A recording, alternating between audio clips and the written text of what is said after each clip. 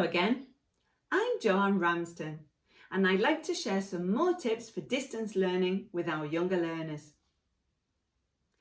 Keeping the attention of 5 to 8-year-olds for an extended period of time is always somewhat of a challenge, even in our classrooms.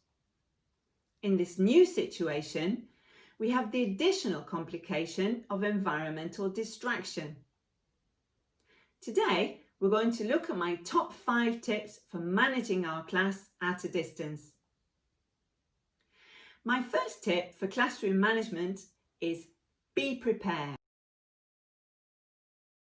Set up your computer next to a table where you can have your lesson plans and props close by.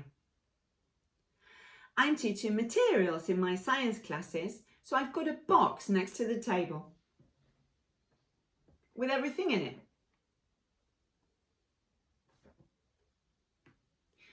Make sure that the light isn't behind you or children won't be able to see your expression.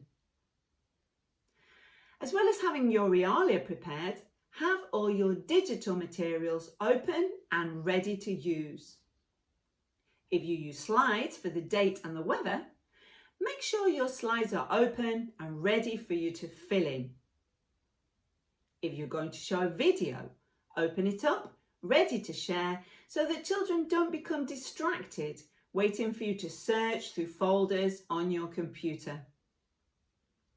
And make sure you're using grid view so that you can see the whole class at a glance. Teaching children in their own homes means we have less control over the environment. Brothers and sisters may be having online lessons at the same time. Parents may have the TV on or be talking on the phone. So my second tip is microphones on mute. With this age group, it may take children some time to learn to mute and unmute their microphones. So make sure you've signed in with your own session and can help them along at first by muting any mics accidentally left open.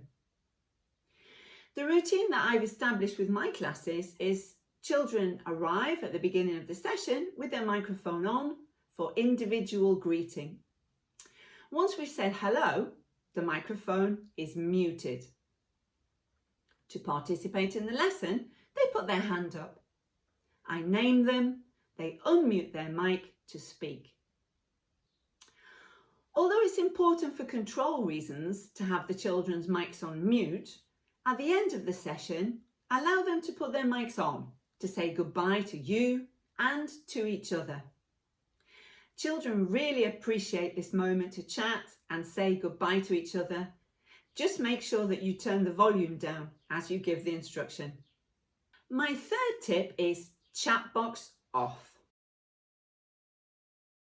Older children may be able to make use of the chat box to answer or even ask questions.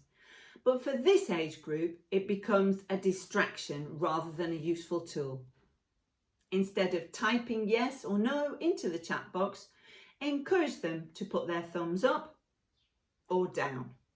Some video conferencing tools such as Zoom have a draw application, which I also recommend disabling before starting the lesson.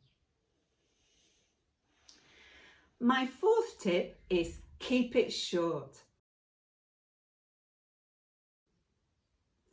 30 minutes is more than enough time to keep everyone's attention during a video conference. Make sure the pace of the lesson is quick. You may find you need more activities than you would in the classroom, but that you change activity more frequently. Familiarity is key in difficult circumstances. Start off with the daily routine as you would in class. Every day we start by singing the days of the week and the month songs. Children know these songs and it helps them feel comfortable and settle into the lesson. Review as much as possible. Progress can be slower as children aren't able to practice by talking to each other. Use plenty of songs, games, videos and stories to maintain interest and motivation. this way we control the class through the actual lesson plan. My fifth tip is use brain breaks. Break up your lesson with short activities to keep everyone on their toes.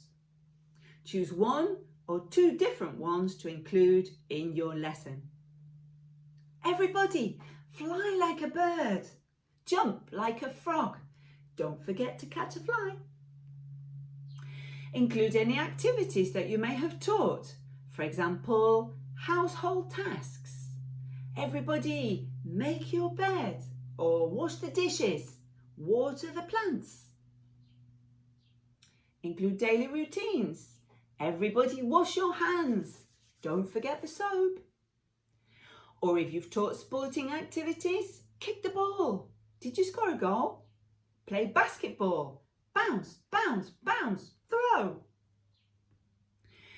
Breaking up your lesson in this way can help refocus children's attention.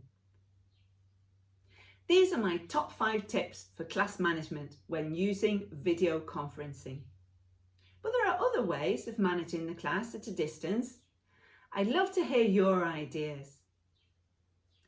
I hope you find today's suggestions useful, and I look forward to speaking to you again very soon.